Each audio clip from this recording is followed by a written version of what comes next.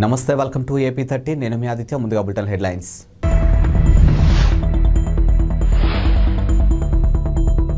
BRS శాసనసభాపక్ష నేతగా కేసీఆర్.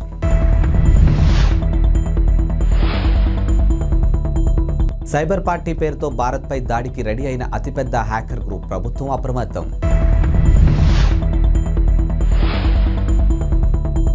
తెలంగాణ కొత్త IT మినిస్టర్గా శ్రీధర్బాబు మంత్రులకు శాఖలు కేటాయింపు. భారత రాష్ట్ర సమితి శాసనసభాపక్ష నేతగా మాజీ ముఖ్యమంత్రి కేసీఆర్ను ఆ పార్టీ ఎమ్మెల్యేలు ఎన్నుకున్నారు. ఈ మేరకు శనివారం ఉదయం తెలంగాణ భవన్లో బీఆర్ఎస్ ఎల్పీ మీటింగ్ జరిగింది. ఇక సీనియర్ లీడర్ కేశవరావు అధ్యక్షతన జరిగినటువంటి ఈ భేటీకి పార్టీ ఎమ్మెల్యేలు 38 మంది హాజరయ్యారు. ఇక శస్త్రచికిత్స కారణంగా మాజీ ముఖ్యమంత్రి గజ్వేల్ ఎమ్మెల్యే కేసీఆర్ గైర్హాజరు అయ్యారు.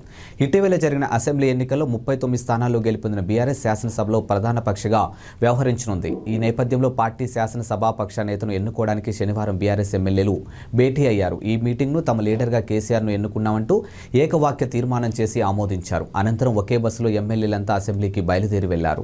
భారతీయ వెబ్సైట్లు కీలకమైన మౌలిక సదుపాయాలపై సైబర్ దాడి చేయబోతున్నట్లు ప్రపంచంలోని అతిపెద్ద హ్యాకర్ గ్రూపులో ఒకటిగా ప్రకటించింది. అప్రమత్తమైనటువంటి కేంద్ర మంత్రిత్వ శాఖలు, ప్రభుత్వ ఏజెన్సీలు అన్ని వ్యవస్థలను అప్రమత్తం చేశాయి. ఇక అనధికారిక యాక్సెస్ను నిలువరించే చర్యలు తీసుకోవాలని సూచించాయి. ఇక భద్రతను మెరుగుపరచడంతో పాటు cyber hygiene standards, operating procedures కట్టుబడి ఉండాలని, హ్యాకింగ్ నుంచి డేటాను రక్షించుకునేందుకు అవసరమైన చర్యలు చేపట్టాలని సూచించాయి. ఇక హ్యాకింగ్ గ్రూప్ ప్రధాన లక్ష్యం ఆరోగ్యం, సైబర్ మౌలిక సదుపాయాలు కావచ్చని కేంద్ర ఏజెన్సీలు అంచనా వేస్తూ ఉన్నాయి.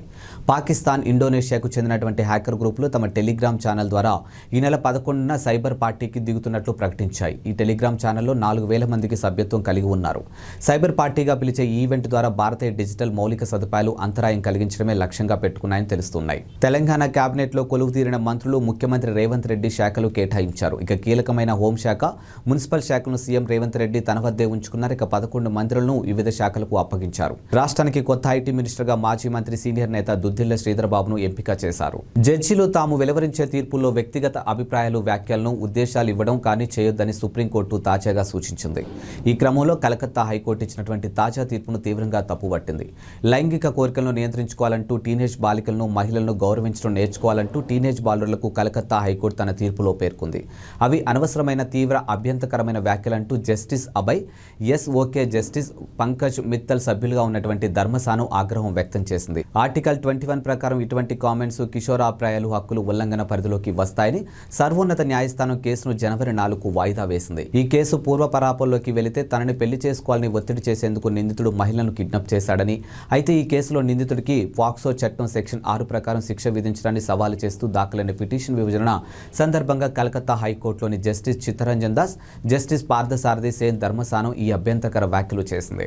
కాంగ్రెస్ అగ్రనేత సోనియా గాంధీ ఈ రోజు పుట్టినరోజు జరుపుకుంటున్నారు. ఈ రోజు ఆమె 77వ జన్మదినం. ఈ సందర్భంగా రాజకీయ పార్టీలకు అతీతంగా ఆమెకు ప్రముఖులు శుభాకాంక్షలు తెలుపుతున్నారు. ఇక ప్రధాని మోదీ కూడా ఆమెకు గ్రీటింగ్స్ తెలియజేశారు.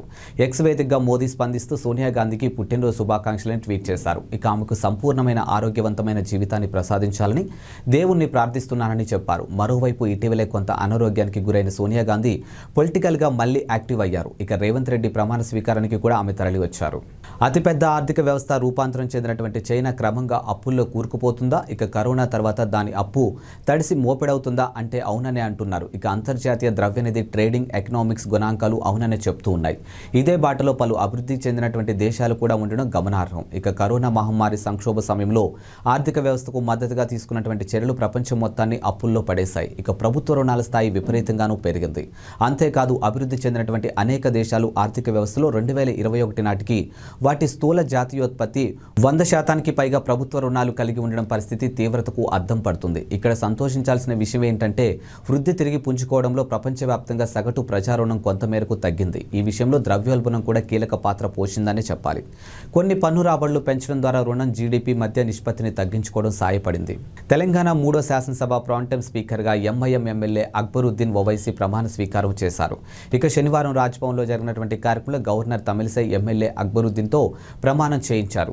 అల్లా సాక్షిగా అక్బరుద్దీన్ తన బాధ్యతలు నిర్వహిస్తానంటూ ప్రమాణం చేశారు. ఈ కార్యక్రమానికి ముఖ్యమంత్రి రేవంత్ రెడ్డి, మాజీ స్పీకర్ పోచారం శ్రీనివాస్ రెడ్డి హాజరయ్యారు. ఇక మంత్రులు డి శ్రీధర్బాబు, తుమ్మల నాగేశ్వరరావు, సీతక్క, మాజీ మంత్రి బీఆర్ఎస్ నేత హరీష్ రావు కూడా ఈ కార్యక్రమంలో పాల్గొన్నారు. ఇక ఆర్టికల్ 178 ప్రకారం శాసనసభ కొత్త స్పీకర్ను ఎన్నుకునే వరకు ప్రాంటైమ్ స్పీకర్ స్పీకర్గా అక్బరుద్దీన్ సేవలు అందిస్తారంటూ గవర్నర్ ఓ నోటిఫికేషన్ విడుదల చేశారు. ఇక అసెంబ్లీలో అందరికంటే సీనియర్ సభ్యుడు కావడంతో అక్బరుద్దీన్కి ప్రాంటైమ్ స్పీకర్ బాధ్యతలు దక్కాయి. ఇక నేడు జరగనున్న శాసనసభ తొలి సమావేశంలో కొత్తగా ఎన్నికైన ఎమ్మెల్యేలతో ప్రాంటైమ్ స్పీకర్ ప్రమాణ స్వీకారం చేయిస్తారు. ప్రకాశం జిల్లా మద్దిపాడు మండలంలో మల్లవరంలోని కందుల ఓబుల్రెడ్డి జలాశయానికి చెందినటువంటి రెండో గేటు అడుగుబారం కొట్టుకుపోయింది. ఇప్పటికే ఓ గేటు కొట్టుకుపోయి ఏడాదికి పైగా గడిచిపోగా శుక్రవారం రాత్రి 8:45 ప్రాంతంలో మరో గేటు విరిగి కొట్టుకుపోయింది. దీంతో రిజర్వాయర్లోని నీళ్లు సముద్ర పాలవుతున్నాయి. గుండ్లకమ్మ జలాశయం కింద కుడి ఎడమ కాలువల పరిధిలో దాదాపు 80,000 ఎకరాలు ఆయకట్టు ఉంది. ఇక రిజర్వాయర్లో చేపల వేటపై 2,000కు పైగా మత్స్యకార కుటుంబాలు ఆధారపడి ఉన్నాయి. ఇక గుండ్లకమ్మ పూర్తి సామర్థ్యం 3.8 టీఎంసీలు కాగా గత ఏడాది ఆగస్టులో మూడో గేటు కొట్టుకుపోయే నాటికి జలాశయంలో 3 టీఎంసీలు నీళ్లు ఉన్నాయి. గేటు కొట్టుకుపోయాక రిజర్వాయర్లోని 1.5 టీఎంసీల నీరు సముద్రంలోకి పోయింది. శ్రీకాకుళం జిల్లా గారా ఎస్బీఐలో బంగారం వ్యవహారంలో క్లారిటీ వచ్చింది. ఇక బ్యాంకులో ఉద్యోగులే బంగారాన్ని మాయం చేశారని తేలింది. ఈ బంగారాన్ని మాయం చేయడంలో కీలక సూత్రధారి కిరణ్ బాబును అని తేల్చేశారు. ఇక 7 నిందితులను అరెస్ట్ చేశారు.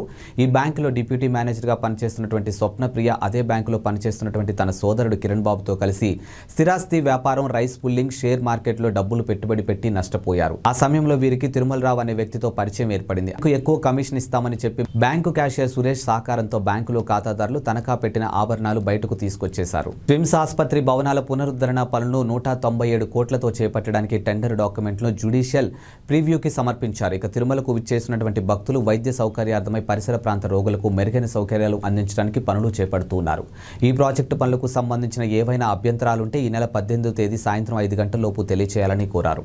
ఈ ప్రాజెక్టు పనులకు సంబంధించి ఏదైనా సలహాలు, అభ్యంతరాలు తెలియచేయాలనుకుంటే ఏపీ జ్యుడిషియల్ ప్రివ్యూ @gmail.com తెలియచేయాలని కోరారు. గ్రిల్స్ తెరిచి ఉండడంతో లిఫ్ట్ వచ్చిందనుకుని లోపల కాలు పెట్టిన ఓ డెలివరీ బాయ్ 4వ అంతస్తు నుంచి లిఫ్ట్ పై పట్టాడు. ఆ తర్వాత లిఫ్ట్ పైకి రావడంతో అతడు స్లాబ్ కింద నలిగిపోయి దుర్మరణం చెందాడు. రంగారెడ్డి జిల్లా పటాన్చెరులో ఈ షాకింగ్ ఘటన వెలుగులోకి వచ్చింది. ఇక పోలీసులు తెలిపిన వివరాల ప్రకారం జేమ్స్ అనే వ్యక్తి తన భార్య పిల్లలతో కలిసి మయూరి నగర్లో నివాసం ఉంటున్నాడు. అతడు డెలివరీ బాయ్గా పనిచేస్తూ ఉంటాడు. గురువారం అతడు ఓ పార్సెల్ డెలివరీని వెనక్కు తీసుకునేందుకు అశోక్ నగర్లోని నివాస్ టవర్స్కు వెళ్లాడు. 4వ అంతస్తులోని ఓ ఫ్లాట్ నుంచి పార్సెల్స్ను తీసుకుని తిరిగి వస్తుండగా లిఫ్ట్ గ్రిల్స్ తెరిచి ఉంది. ఆ సమయంలో ఫోన్లో మాట్లాడుతున్న అతడు లిఫ్ట్ పైకి రాని విషయాన్ని గమనించక లోపలికి కాలు పెట్టడంతో మొదటి అంతస్తులో ఉన్నటువంటి లిఫ్ట్ పై భాగంలో పట్టాడు. ఆ తర్వాత లిఫ్ట్ పైకి వెళ్లడంతో అతడు స్లాబ్ కింద పడి నలిగి దుర్మరణం చెందాడు. అయితే లిఫ్ట్ 3వ అంతస్తులో ఆగిపోవడంతో మరమ్మతులు చేసేందుకు వచ్చినటువంటి మెకానిక్ జేమ్స్ మృతదేహాన్ని గుర్తించి పోలీసులకు సమాచారం అందించాడు. ఇక కేసు నమోదు చేసుకున్న పోలీసులు ఘటనపై దర్యాప్తు ప్రారంభించారు. టీడీపీ జాతీయ ప్రధాన కార్యదర్శి నారా లోకేష్ చేపట్టిన యువగలం పాదయాత్ర మీచౌంగ్ తుపాను కారణంగా తాత్కాలికంగా నిలిచిపోయిన సంగతి అందరికీ తెలిసిందే. ఇక తుఫాను ప్రభావం ముగియడంతో లోకేష్ పాదయాత్ర మళ్లీ మొదలు కానుంది. ఇక రేపు పిఠాపురం నియోజకవర్గంలోని శీలంవారి పాకల జంక్షన్ నుంచి యువగలం కొనసాగించనున్నారు. ఇక లోకేష్ ఈ ఏడాది జనవరి 27న చిత్తూరు జిల్లా కుప్పంలో పాదయాత్ర ప్రారంభించారు. 400 రోజుల్లో 4,000 కిలోమీటర్లు నడవాలని లక్ష్యంగా నిర్దేశించుకున్నారు. ఇప్పటి వరకు 216 రోజులు 2,974 కిలోమీటర్లు దూరం నడిచారు. ముఖ్యమంత్రి రేవంత్ రెడ్డి కీలక నిర్ణయం తీసుకున్నారు. ఇక తెలంగాణ ఉద్యమకారులపై కేసులు ఎత్తివేతకు సంబంధించి ప్రక్రియను ప్రారంభించాలని పోలీస్ శాఖను రేవంత్ ఆదేశించారు. ఇప్పటికే 6 గ్యారెంటీలతో రేపటి నుంచి 2టిని అమలు చేస్తామని ప్రకటించారు. మరోవైపు ఈ రోజు ప్రజా దర్బార్ను ప్రారంభించారు. ఈ రోజు మరో కీలక నిర్ణయం తీసుకున్నారు. ఇక తెలంగాణ ఉద్యమం సమయంలో పాల్గొన్నటువంటి ఉద్యమకారులపై నమోదైన కేసులను ఎత్తివేయాలన్నట్లు తెలిపారు. ఇక 2009 నుంచి 2014 జూన్ 2వ తేదీ వరకు నమోదైన కేసుల వివరాలను ఇవ్వాలని అన్ని జిల్లాల ఎస్పీలకు, డీజీపీలకు ఆదేశాలు జారీ చేశారు. వివరాలు వచ్చిన వెంటనే ఉద్యమకారులపై నమోదైన కేసులను ఎత్తివేయనున్నారు ముఖ్యమంత్రి నిర్ణయం పట్ల ఉద్యమకారులు, ప్రజలు హర్షం వ్యక్తం చేస్తూ ఉన్నారు. టీడీపీ అధినేత చంద్రబాబు నేడు తుఫాను ప్రభావిత ప్రాంతాల్లో పర్యటించారు. ఇక రైతుల సమస్యలను ప్రత్యక్షంగా వీక్షించారు. గుంటూరు జిల్లా వేమూరు నియోజకవర్గం అమృతాలూరులో మీచౌంగ్ తుఫానుతో నష్టపోయినటువంటి పంట పొలాలను ఆయన పరిశీలించి రైతులతో మాట్లాడారు. తుఫానుతో పంట నష్టపోయిన రైతులు కన్నీరు పెడుతుంటే ముఖ్యమంత్రి జగన్ రెడ్డి బాధ్యతారాహిత్యంగా వ్యవహరించడం సిగ్గుచేటని మండిపడ్డారు. తెనాలి నియోజకవర్గంలోని వరి, అరటి, మినుమ, పెసలు వంటి పంటలు దెబ్బతిన్నాయని 30,000 ఎకరాల్లో 80% పంట నష్టం జరిగిందని పేర్కొన్నారు. ఇక వేమూరు నియోజకవర్గంలో 90,000 ఎకరాల్లో పంట సాగు చేస్తే 90% పంట నష్టపోయారని, వరి అంత నేల కొరిగిందని, ఎకరాకు 50,000 ఖర్చు చేశారు కాగా ఇవాళ ప్రతి రైతు కంట నీరే అని పేర్కొన్నారు. ఇంతవరకు అధికారులు కానీ ఎవరైనా వచ్చారని ప్రశ్నించారు. ముఖ్యమంత్రి భూమి మీద తిరగకుండా ఆకాశంలో తిరుగుతున్నారని ఎద్దేవా చేశారు. ఇవి వాల్టి బులెటిన్ అప్డేట్స్. మరో బులెటిన్తో మళ్ళీ కలుద్దాం. అంతవరకు సెలవు. నమస్కారం.